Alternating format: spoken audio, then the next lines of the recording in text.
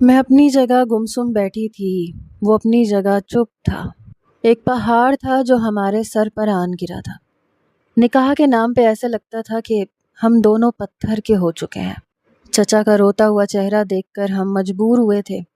نکاح کے وقت بھی وہ اپنے آنسو صاف کر رہے تھے۔ میری تائی اماں بھی بالکل کسی پتھر کی طرح بیٹھی مجھے دیکھ رہی تھیں۔ نکاح ہونے کے بعد تائی اماں اٹھیں، میرا بازو پکڑ کے مجھے اٹھا کے ریحان کے کمرے میں بٹھا دیا۔ میں سمجھ نہیں پا رہی تھی کہ مجھے زندگی کے اس دوراہے پہ لا کے روہیل نے کھڑا کر دیا تھا۔ آخر میں نے اس کا کیا بگاڑا تھا؟ ابھی تک میرے اور ریحان کے بیچ بڑا خوبصورت سا رشتہ تھا، بہن بھائی کا، دیور بھابھی کا، ایک اچھے دوست کا، ایک ساتھ دینے والے دوست کا۔ لیکن اس شخص کی وجہ سے وہ ختم ہو چکا تھا۔ کسی اور سے محبت کرتا تھا، وہ مجھے نہیں اپنا سکتا تھا اور اپنانا چاہیے بھی نہیں تھا۔ میں اس کے سر پہ بوجھ بن کے مسلط نہیں ہو سکتی تھی۔ پتہ نہیں میری زندگی میں یہ سب کچھ کیوں لکھا تھا۔ میری دونوں بہنیں اپنے گھروں میں خوش تھیں، لیکن میری زندگی ایک سوالیہ نشان بن کے رہ گئی تھی۔ میری بھی عام عورتوں جیسی خواہشات تھیں، ایک شوہر ہو، محبت کرنے والا ہو، کم کرے زیادہ کرے پر محبت تو کرے، عزت کرے۔ لیکن روہیل نے تو جیسے میرا سب بھروسہ ہی ختم کر دیا تھا۔ میرے پاس رہنے کا کوئی ٹھکانہ ہوتا تو کبھی بھی ریحان سے شادی نہ کرتی۔ یہی سوچ رہی تھی جب کمرے کا دروازہ کھلا۔ بڑی خاموشی سے وہ اندر داخل ہوا، دروازہ بند کیا۔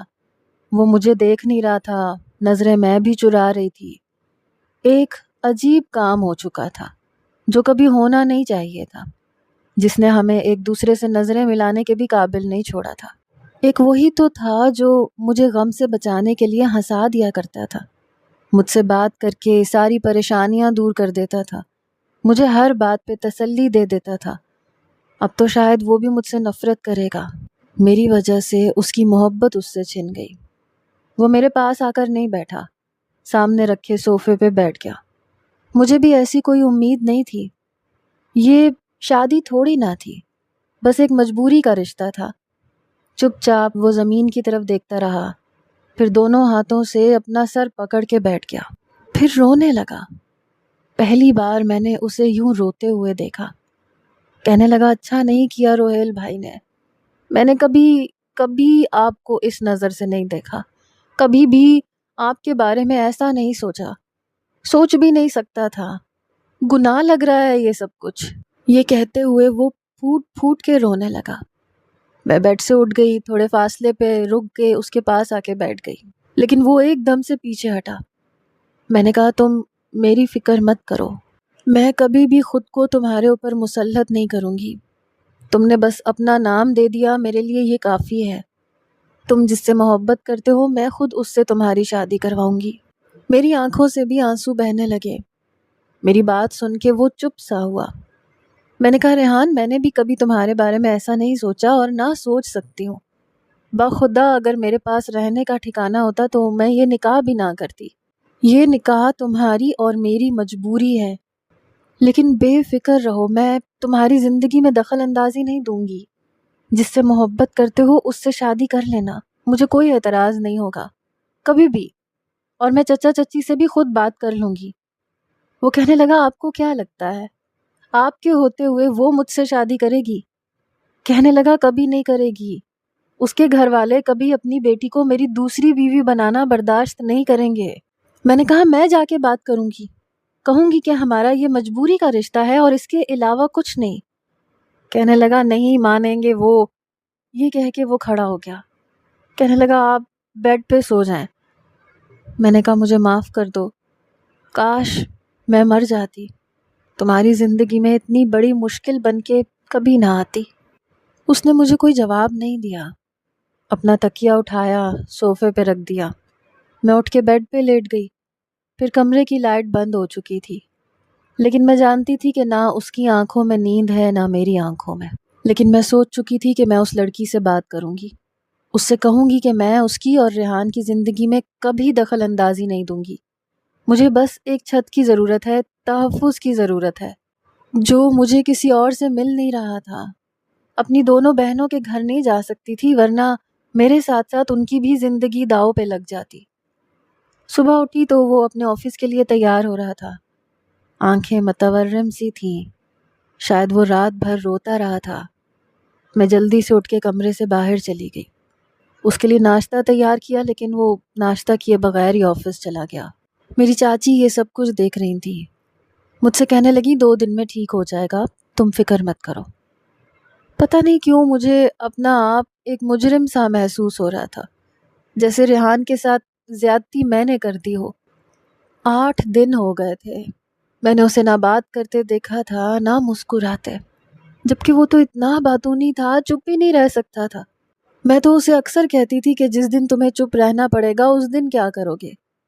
کہنے لگتا تھا ہو ہی نہیں سکتا یہ سب، میں اور چپ 2 مختلف باتیں ہیں۔ ہر وقت ہنستا رہتا تھا، ہنساتا رہتا تھا۔ مجھے لگا جیسے میں نے اس کی ہنسی چھین لی۔ 8 دنوں میں یہ ضرور ہوا تھا کہ میں اس کے آفس کے کپڑے نکال کے رکھ دیتی تھی، وہ خاموشی سے پہن لیتا تھا۔ ناشتہ بنا دیتی تھی تو چپ چاپ کر کے چلا جاتا تھا، واپس آتا تھا، کھانا کھاتا تھا، کمرے میں اپنے لیپ ٹاپ سے لگا رہتا تھا۔ جب گھر کے سارے کام کر کے میں کمرے میں آتی تھی تو مجھے دیکھتے ہی اپنا تکیہ اٹھا کے صوفے پہ لیٹ جاتا تھا۔ ہمارے بیچ ایک لفظ کی بھی بات نہیں ہوتی تھی۔ میں رات کو کچن صاف کر کے جب کمرے میں آئی تو ابھی بھی وہ صوفے پہ لیٹ ہی رہا تھا۔ میں نے کہا ریحان مجھے معاف کر دو۔ اس کا یوں چپ چپ رہنا مجھ سے برداشت نہیں ہو رہا تھا۔ اس نے ایک نظر مجھے دیکھا، کہنے لگا کس بات کی معافی مانگ رہی ہیں آپ؟ میں نے کہا میری وجہ سے تمہاری زندگی کی خوشیاں ختم ہو گئیں۔ تم تو ہر وقت ہنستے تھے، مسکراتے تھے، باتیں کرتے تھے، لیکن میری وجہ سے سب کچھ ختم ہو گیا۔ کہنے لگا آپ کا قصور نہیں ہے، قصور روہیل بھائی کا ہے، اور میں انہیں کبھی معاف نہیں کروں گا۔ اپنی خواہشات کی خاطر انہوں نے نہ میرے ساتھ اچھا کیا نہ آپ کے ساتھ۔ میں نے کہا ہاں لیکن تمہاری محبت میری وجہ سے چھن گئی۔ یہ کہتے ہوئے میری آنکھوں سے آنسو بہنے لگے۔ اس نے گہری سانس لی، اپنے تکیے کو صوفے پہ چھوڑ کے میرے پاس آ کے بیٹھ گیا۔ کچھ دیر مجھے روتے ہوئے دیکھتا رہا، پھر مجھ سے کہنے لگا ایسا کیوں سوچتی ہیں آپ؟ میں نے کہا تو ہے کہ آپ کا کوئی قصور نہیں ہے۔ پہلی بار ایسا ہوا کہ اس نے اپنے ہاتھوں سے میرے آنسوؤں کو صاف کیا۔ میں گھبرا کے پیچھے ہٹی۔ کہنے لگا رویا مت کریں، مجھے برا لگتا ہے۔ میں نے کہا پتہ نہیں کیوں مجھے اپنا آپ تمہارا قصوروار لگتا ہے۔ کہنے لگا نہیں مجھے آپ سے کوئی شکوہ شکایت نہیں ہے، ایسا سوچنا چھوڑ دیں۔ یہ کہہ کے وہ واپس اپنے صوفے پہ جا کے لیٹ گیا۔ کچھ دن بعد وہ آفس سے واپس آیا تو اس کی آنکھیں سرخ ہو رہی تھیں۔ اس نے واپس آ کے کھانا بھی نہیں کھایا، مجھ سے بات بھی نہیں کی۔ رات کو جب میں فارغ ہو کر کمرے میں آئی، کمرے کا دروازہ کھولا تو وہ اپنے آنسو صاف کر رہا تھا۔ میں نے کہا ریحان کیا بات ہے؟ وہ ابھی بھی چپ تھا۔ میں اس کے پاس جا کے بیٹھ گئی، اس کے ہاتھ پہ ہاتھ رکھا۔ میں نے کہا کیا ہوا ہے؟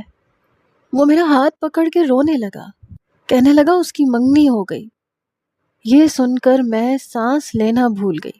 یہ کہہ کے وہ رونے لگا، کہنے لگا اس نے مجھے چھوڑ دیا، بہت محبت کی تھی میں نے اس سے۔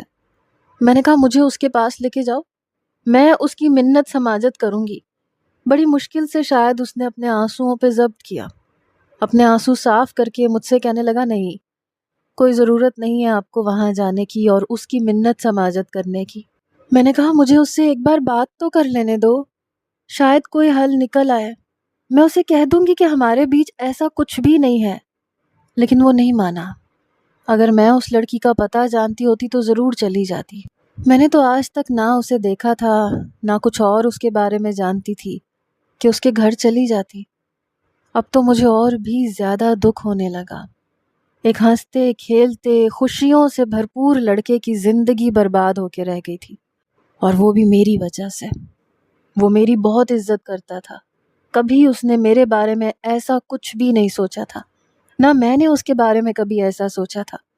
اسی لیے شاید ہمارے بیچ ابھی بھی فاصلہ برقرار تھا۔ اس بات کو اب 2 مہینے ہو چکے تھے، لیکن وہ کافی حد تک سنبھل گیا تھا۔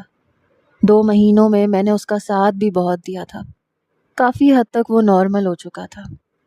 ایک بار میں اس کی الماری صاف کر رہی تھی تو مجھے اس لڑکی کی تصویر نظر آئی۔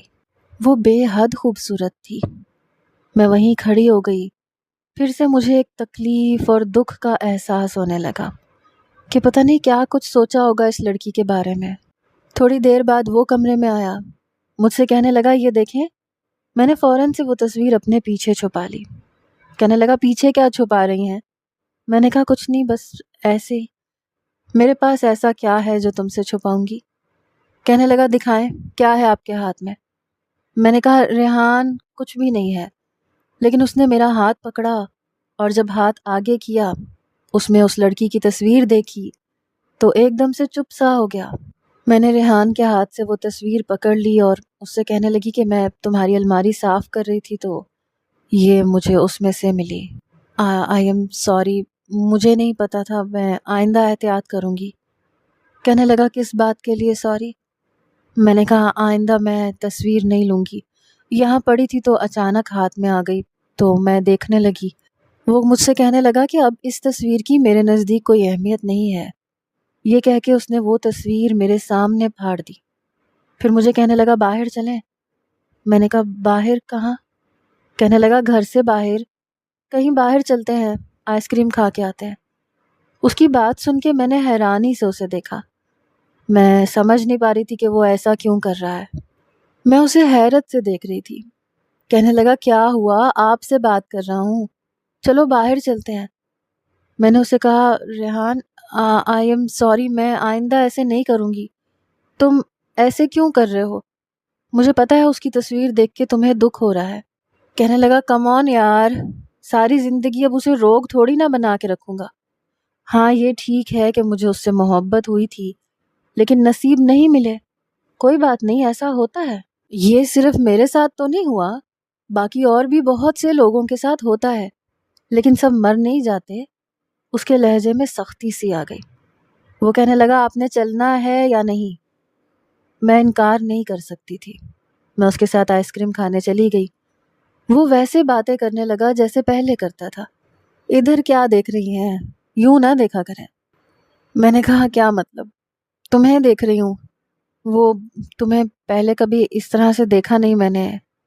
کہنے لگا شاید میرے منہ پہ کچھ لگا ہوا ہے یا میں کارٹون لگ رہا ہوں جو آپ نے کبھی میری طرف دیکھا نہیں ہے۔ اس کی بات سن کے میں چپ ہو گئی۔ میں نے کہا پہلے ہنستے تھے، باتیں کرتے تھے تو لگتا تھا سب کچھ دل سے کر رہے ہو، لیکن آج ایسے لگ رہا ہے کہ کوئی بناوٹی چہرہ ہے اور زبردستی کی ہنسی ہے۔ کہنے لگا ایسا کچھ بھی نہیں ہے، آپ کو غلط لگ رہا ہے۔ پھر آئس کریم کھانے لگا۔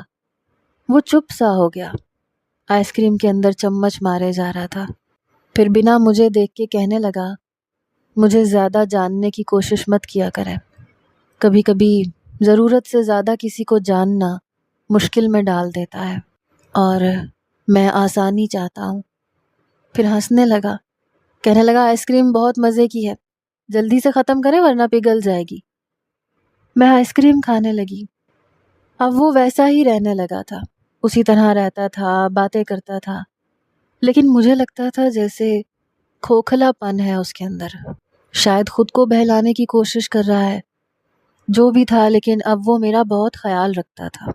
ایک بار شام کے وقت وہ آفس سے آیا تو تیز بارش شروع ہو گئی تھی۔ میں کچن میں تھی۔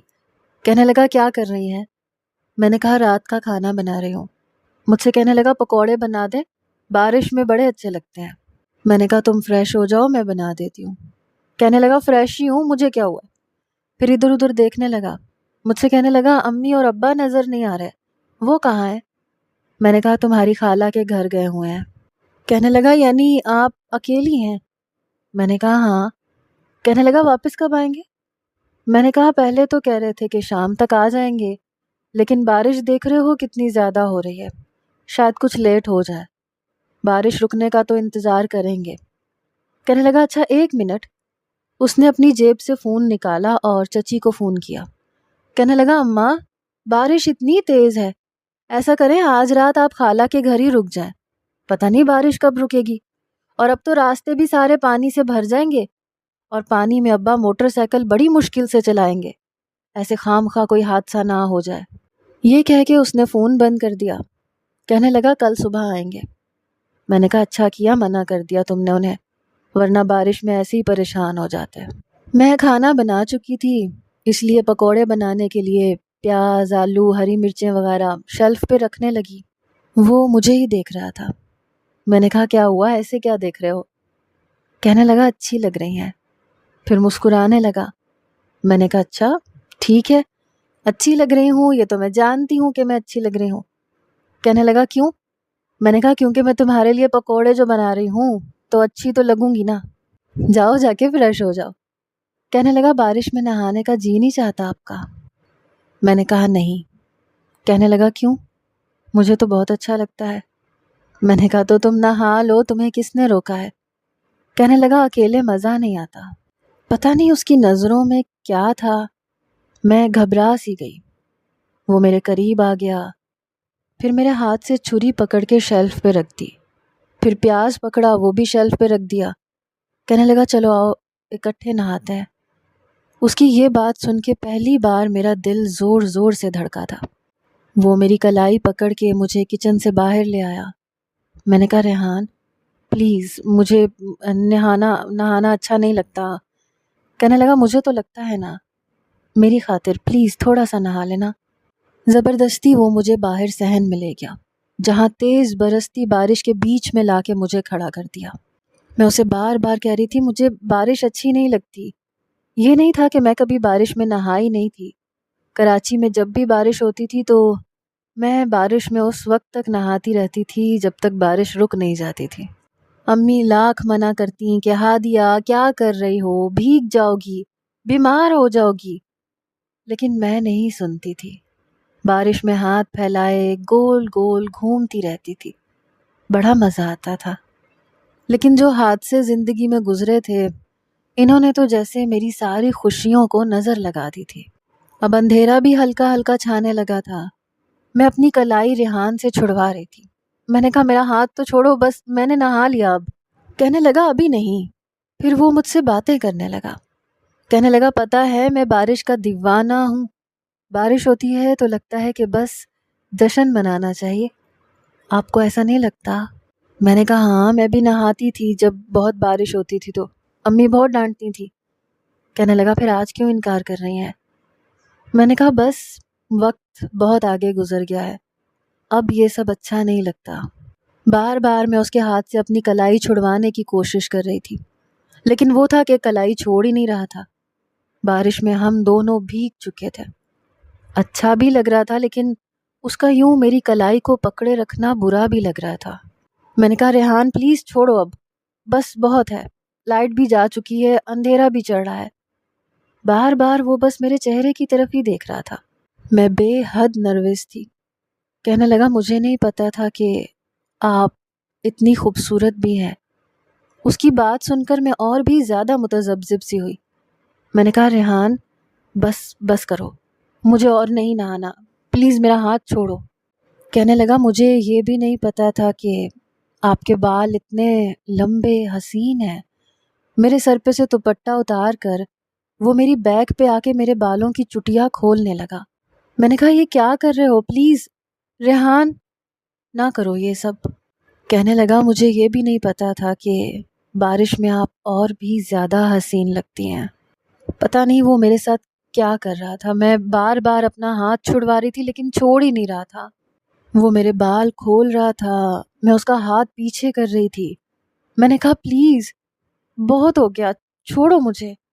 پہلی بار مجھے اس سے خوف سا آنے لگا۔ کہنے لگا مجھے نہیں پتا تھا۔ یہ کہنے کے بعد اس نے مجھے کھینچ کے اپنے بے حد قریب کیا، اپنے حصار میں لے لیا۔ میری تو جیسے جان نکل گئی۔ میں نے کہا چھوڑو۔ کہنے لگا کیوں، اچھا نہیں لگ رہا؟ میں نے کہا ہاں نہیں لگ رہا اچھا، تم میرے بہت اچھے دوست ہو اور میں نے تمہیں ہمیشہ دوست ہی سمجھا ہے۔ تم جانتے ہو جو کچھ ہوا وہ ایک دم سے اس نے مجھے خود سے پیچھے کیا۔ کہنے لگا بس بھی کر دو، کب تک انہی باتوں کو اپنے دماغ میں اور دل میں بٹھا کے رکھو گی؟ میں نے بھی تو نکال دیا نا رومیسا کو اپنی زندگی سے، اپنے دل سے۔ تم ابھی تک وہیں پہ کیوں کھڑی ہوئی ہو؟ میں تمہارا دوست نہیں ہوں، میں تمہارا شوہر ہوں، سمجھی؟ اور میں نے اپنی زندگی سے اپنے ماضی کی ہر چیز کو کھرونچ کے پھینک دیا ہے، صرف تمہارے لیے، تاکہ تمہیں خوشیاں دے سکوں۔ تو پھر تمہیں کیا تکلیف ہے؟ کیوں نہیں بھول پا رہی ہو روہیل کو؟ بڑے سخت لہجے میں اس نے مجھ سے کہا۔ میں نے کہا میں نفرت کرتی ہوں اس سے۔ تو کہنے لگا تو ٹھیک ہے، پھر مجھ سے محبت کرو۔ یہ کہہ کے وہ مجھے پھر سے اپنے حصار میں لے چکا تھا۔ کہنے لگا بھول جاؤ کہ تمہاری زندگی میں کوئی روہیل آیا تھا۔ میں بھی بھول جاتا ہوں کہ میں کسی رومیسا کو جانتا تھا۔ پلیز۔ برستی بارش میں وہ شاید بے خود سا ہونے لگا تھا۔ میں نے بھی اپنا آپ اس کے حوالے کر دیا، لیکن مجھے سردی لگ رہی تھی۔ وہ کہنے لگا کانپ کیوں رہی ہو؟ میں نے کہا سردی لگ رہی ہے۔ یہ سن کے وہ مجھے اپنے ساتھ اندر لے گیا، کمرے میں لے کے آیا، پھر ایک شاپنگ بیگ اس نے میری طرف بڑھایا۔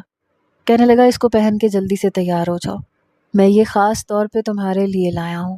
بیگ پکڑ کے میں نے کھولا تو اس میں کافی خوبصورت سا جوڑا تھا۔ میں اسے پہن کے تیار ہو گئی، وہ بھی اپنے کپڑے تبدیل کر چکا تھا۔ میں بیڈ پہ اس کے سامنے بیٹھی تھی۔ کچھ دیر مجھے دیکھتا رہا، پھر مسکرانے لگا، پھر کہنے لگا بہت پیاری لگ رہی ہو۔ میں نے نظریں چرا لیں، پھر اس نے میری طرف ایک لفافہ بڑھایا۔ میں اسے دیکھنے لگی، میں نے کہا یہ کیا ہے؟ کہنے لگا تمہارا حق مہر۔ میں نے امی سے پوچھا تھا تمہاری میری عمر میں اتنا فرق نہیں ہے، شاید 2-4 مہینے ہی میں تم سے بڑا ہی ہوں۔ میں نے سوچا کہ پھر میں تمہیں آپ کیوں کہتا ہوں، آپ کہنے سے بہت تکلف ہوتا ہے، میں نہیں چاہتا کہ ہمارے بیچ میں کوئی تکلف کا رشتہ ہو۔ سیلری ابھی ملی نہیں ہے، اس لیے رونمائی کا تحفہ اگلے مہینے دوں گا۔ میں نے کہا کوئی بات نہیں، میں نے تم سے مانگا تو نہیں ہے۔ کہنے لگا لیکن دینا تو ہے نا، ویسے بھی میں بہت امیر آدمی نہیں ہوں۔ میں نے کہا ہاں لیکن میرے لیے تم بہت خاص ہو۔ سب کچھ پیسہ نہیں ہوتا، انسان کا اچھا ہونا ضروری ہوتا ہے۔ میری بات سن کے مسکرانے لگا۔ اس سے پہلے کہ ہمارے بیچ سب فاصلے ختم ہو جاتے باہر کی ڈور بیل بجی۔ ریحان کہنے لگا مجھے لگتا ہے ابا کو چین نہیں آیا ہوگا، انہیں نیند بس اپنے گھر میں اپنے بیڈ پہ اپنے کمرے میں ہی آتی ہے۔ مجھے کہنے لگا تم یہیں بیٹھو، میں دروازہ کھول کے آتا ہوں۔ میں وہیں بیٹھ گئی، لیکن کافی دیر ہو گئی، وہ نہیں آیا تو مجھے باہر آنا پڑا۔ لیکن جیسے ہی میں لاؤنج میں آئی میرے ہوش اڑ کے رہ گئے، کیونکہ سامنے روہیل کھڑا تھا، اپنا سامان لیے، بارش میں بھیگا ہوا، مجھے دیکھ کے اپنی نظریں چرا گیا۔ ریحان بھی گم سم کھڑا تھا۔ مجھے لگا جیسے شاید میری زندگی میں خوشیاں ہیں ہی نہیں۔ میں کسی پتھر کے مجسمے کی طرح سے اسے دیکھ رہی تھی، وہ بھی مجھے ہی دیکھ رہا تھا لیکن شرمندہ شرمندہ سا تھا۔ ریحان کہنے لگا بھائی آپ اپنے کمرے میں جائیں، امی ابا تو صبح آئیں گے۔ وہ اپنا بیگ لے کے اپنے کمرے میں چلا گیا۔ میں ابھی بھی وہیں کھڑی تھی، کسی بت کی طرح، جب ریحان میرے مقابل آ کر کھڑا ہوا۔ کہنے لگا تم باہر کیوں آئیں؟ میں نے کہا یہ یہاں کیوں آیا ہے؟ کہنے لگا کمرے میں چلو۔ میں رونے لگی۔ ریحان نے مجھے کمرے میں لے جا کے کمرے کا دروازہ بند کیا۔ مجھے روتا ہوا دیکھ کے کہنے لگا کیا ہو گیا ہے تمہیں؟ میں نے کہا یہ یہاں کیوں آیا ہے؟ میری زندگی برباد کرنے کے بعد یہ واپس لوٹ کر کیوں آیا ہے؟ میں نے جب سے ہوش سنبھالا تھا یہ سنا تھا کہ میں روہیل کی امانت ہوں۔ ساری زندگی میں نے اس شخص کے خواب دیکھے تھے، اسے محبت کی تھی، اسے ٹوٹ کے چاہا تھا۔ آسان نہیں ہوتا ایسے شخص کو اپنے سامنے دیکھنا جسے آپ نے ٹوٹ کے چاہا ہو اور وہ آپ کو توڑ کے چلا جائے۔ میں روئے جا رہی تھی، ریحان صرف میری شکل دیکھ رہا تھا۔ میں نے کہا اسے یہاں سے باہر نکالو۔ ریحان کہنے لگا امی ابا آئیں گے، وہ فیصلہ کریں گے۔ یہ کہہ کے اس نے تکیہ اٹھایا، صوفے پہ جا کے لیٹ گیا۔ میں اسے دیکھ کے حیران تھی، ابھی کچھ دیر پہلے تو وہ مجھ سے کچھ اور ہی باتیں کر رہا تھا، تو اب اتنا دور کیوں ہو گیا تھا؟ صوفے پہ جا کے کیوں لیٹ گیا تھا؟ میں نے اپنے کپڑے تک چینج نہیں کیے اور آ کے بیڈ پہ لیٹ گئی۔ پتہ نہیں کیوں رونا آ رہا تھا، ایک روہیل کا واپس آنا، دوسرا ریحان کا مجھ سے پیچھے ہو جانا، ایسے سوچ کے مجھے رونا آ ہی جا رہا تھا۔ میں نے اسے دیکھا تو وہ اپنی آنکھوں پہ بازو رکھ کے سو چکا تھا، لیکن میرا دل وہ اپنے لیے جس طرح سے دھڑکا چکا تھا، مجھے نیند نہیں آ رہی تھی۔ میں بس یہ سمجھ نہیں پا رہی تھی کہ وہ خاموشی سے کیوں لیٹ گیا، کیا چل رہا تھا اس کے دماغ میں۔ پتہ نہیں کب مجھے نیند آئی، جب صبح میری آنکھ کھلی تو وہ نہانے جا چکا تھا۔ میں جلدی سے اٹھ کے بیٹھ گئی، آج ویسے بھی چھٹی تھی۔ جب وہ واش روم سے باہر آیا تو ایک نظر ڈال کے مجھ پہ کہنے لگا، جلدی سے ناشتہ بنائے، امی ابا بھی آنے والے ہوں گے۔ میں اٹھ کے اس کے لیے ناشتہ بنانے لگی۔ روہیل بھی اپنے کمرے سے باہر آ چکا تھا۔ اس وقت ریحان کمرے میں تھا، میں اکیلی کچن میں تھی۔ جب روہیل کچن میں آ گیا، کہنے لگا میرے لیے ناشتہ بن سکتا ہے؟ میں نے پلٹ کے دیکھا تو وہ کچن کے دروازے کے پاس ہاتھ باندھے کھڑا تھا۔ میں نے کوئی جواب نہیں دیا، اپنا رخ بدل لیا۔ وہ چلتے ہوئے میرے پاس آیا، کہنے لگا میں نے تمہارے ساتھ جو کچھ کیا ہے مجھے اس کا بہت افسوس ہے، میں نے تمہاری قدر نہیں کی۔ میری آنکھوں میں آنسو جھلملانے لگے۔ کہنے لگا جس لڑکی سے میں نے شادی کی اس کے کئی مردوں سے تعلقات تھے اور میں یہ سب چیزیں برداشت نہیں کر سکتا تھا، اس لیے ہماری ڈیورس ہو گئی ہے۔ میں نے کہا مجھے آپ سے کوئی بات نہیں کرنی، آپ یہاں سے باہر جا سکتے ہیں۔ روہیل کہنے لگا میں جانتا ہوں تم مجھ سے بہت محبت کرتی ہو۔ اس سے پہلے کہ وہ مزید کچھ کہتا میں نے ریحان کو پکارنا شروع کر دیا۔ وہ حیران ہوا، کہنے لگا ریحان کو کیوں بلا رہی ہو؟ اس وقت تک ریحان کچن میں آ چکا تھا۔ میں نے کہا ان سے کہو یہاں سے چلے جائیں۔ ریحان کہنے لگا روہیل بھائی آپ یہاں کیا کر رہے ہیں؟ وہ کہنے لگا میں صرف ہادیہ سے بات کرنا چاہتا ہوں، مجھے اپنے کیے پہ بہت پچھتاوا ہوا ہے۔ ریحان کہنے لگا باہر نکلیں یہاں سے، آئندہ ہادیہ کے پاس مت آئیے گا۔ روہیل کہنے لگا تم کس لہجے میں مجھ سے بات کر رہے ہو اور تم ہوتے کون ہو ہادیہ پہ حق جتانے والے؟ ریحان کہنے لگا اس کا شوہر ہوں میں۔ یہ سن کر روہیل کے چہرے پر ایک کے بعد ایک رنگ آ کے گزر گیا۔ کچھ دیر وہ ہم دونوں کو حیرت سے دیکھتا رہا، پھر کچن سے باہر چلا گیا۔ ریحان میرے پاس آ گیا، کہنے لگا کیا بات ہے؟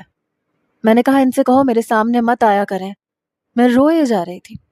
ریحان نے مجھے اپنے ساتھ لگا لیا، کہنے لگا امی ابا راستے میں ہیں، وہ آتے ہیں تو میں بات کرتا ہوں، تمہیں پریشان ہونے کی ضرورت نہیں ہے، میں ہوں نا تمہارے ساتھ۔ میں نے اس کا ہاتھ زور سے پکڑ لیا، کہنے لگا چلو اب کمرے میں آ کے بیٹھو۔ ناشتہ میں بنا چکی تھی، بس چائے ہی رہتی تھی۔ وہ مجھے اپنے ساتھ کمرے میں لے گیا، مجھے بیڈ پہ بٹھا کے کمرے سے باہر نکل گیا، چائے بھی بنا کے لے کے آیا۔ لگ ہی نہیں رہا تھا کہ یہ وہی ریحان ہے جو لاپرواہ سا ہوا کرتا تھا۔ مجھے کہنے لگا ناشتہ کرو۔ میں نے کہا ادھر میرے پاس آ کے بیٹھو۔ میرا دل زور زور سے دھڑک رہا تھا۔ وہ بالکل میرے پاس آ کر بیٹھ گیا، کہنے لگا کیا ہوا ہے، کیوں ڈر رہی ہو، کوئی تمہیں کچھ نہیں کہے گا۔ بڑے پیار سے اس نے مجھے ناشتہ کروایا۔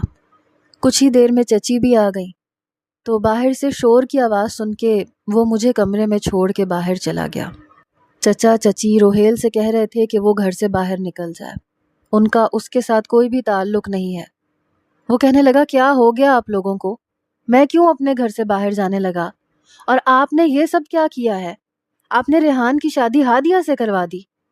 چچا کہنے لگے یہ تمہارا مسئلہ نہیں ہے، تم نے تو طلاق دے دی تھی نا، اب یہاں کیا کرنے آئے ہو، جاؤ دفع ہو جاؤ یہاں سے، اپنی اسی انگریز میم کے پاس چلے جاؤ نا، تمہیں پیسہ چاہیے تھا وہ تمہیں انگریزن دے رہی تھی نا، یہاں کیا کرنے آئے ہو اب؟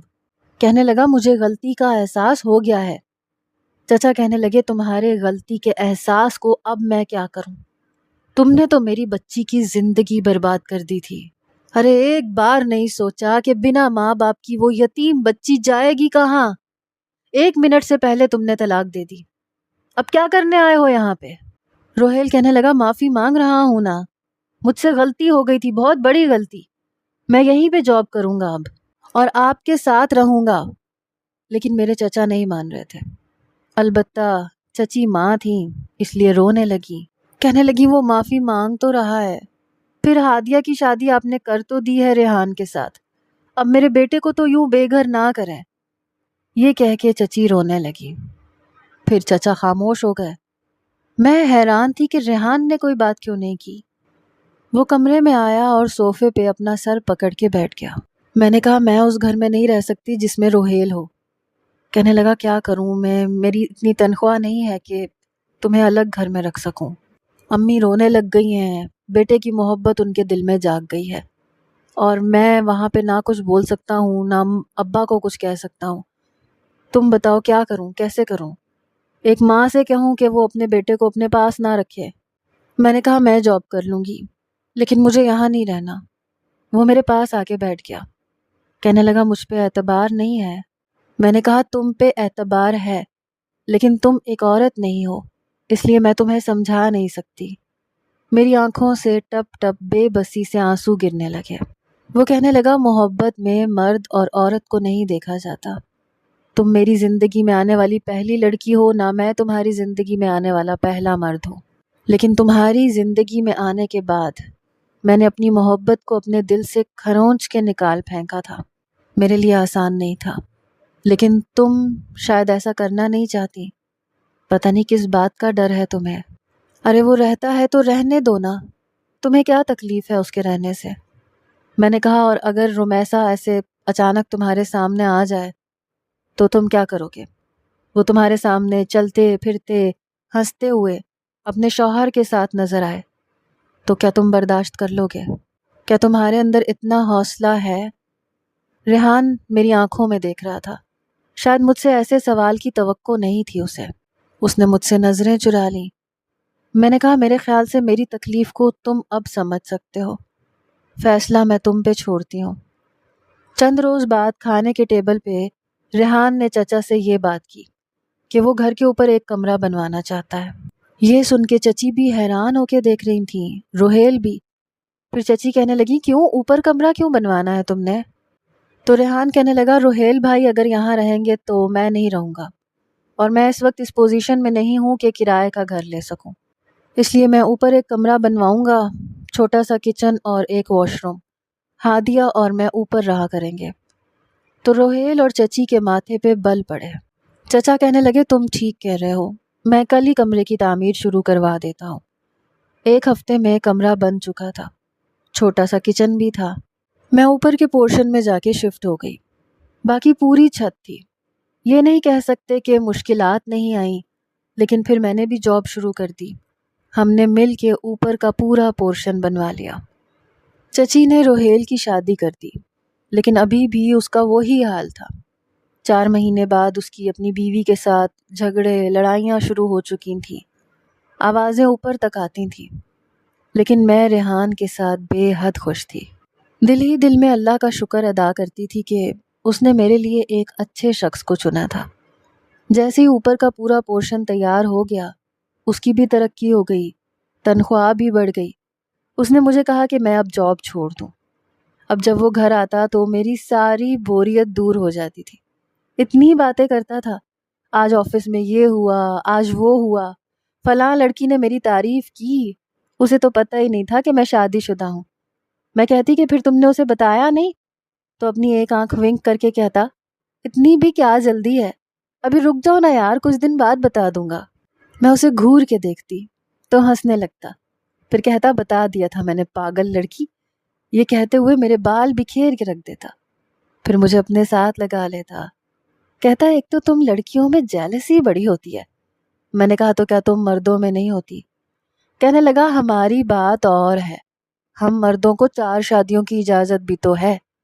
میں نے کہا ریحان سدھر جاؤ. میری بات پہ ہنسنے لگتا، کہنے لگتا تمہیں پتہ ہے اب رومیسا مجھے یاد بھی نہیں آتی. تم نے مجھے اتنی محبت دی ہے، میں کسی اور لڑکی کے بارے میں سوچ بھی نہیں سکتا. بس ایسے ہی تمہیں تنگ کرنے کے لیے یہ سب کہتا ہوں. میرے منہ سے لڑکی کا نام سن کے یہ جو تمہارے چہرے پہ خطرناک قسم کے تاثرات آتے ہیں نا، یہ دیکھ کے مجھے بہت اچھا لگتا ہے. یوں ہی ہنستے کھیلتے ہماری زندگی میں ہمارا بیٹا بھی شامل ہو گیا. اب تو مجھے روہیل کا خیال تک نہیں آتا تھا. تیسری لڑکی کو بھی وہ طلاق دے چکا تھا. پہلے مجھے دی، پھر اٹلی میں شادی کرنے والی اس انگریز میم کو، اور اب اس تیسری لڑکی کو. ایسے مرد کسی سے بھی مطمئن نہیں ہوتے، نہ ہی اللہ کی دی ہوئی چیز پر شکر گزار ہو سکتے ہیں. جو خود کو سب سے بہتر اور انوکھا سمجھتے ہیں، وہ سمجھتے ہیں کہ وہ سب کچھ ہیں اور سامنے والا ہمیشہ حقیر ہے. لیکن ریحان کا مزاج ایسا نہیں تھا. کبھی کبھی قسمت میں اچانک سے ہو جانے والے فیصلے ہمیں دیکھنے میں غلط لگتے ہیں، لیکن بعد میں پتہ چلتا ہے کہ وہ ہمارے لیے کتنے بہتر تھے۔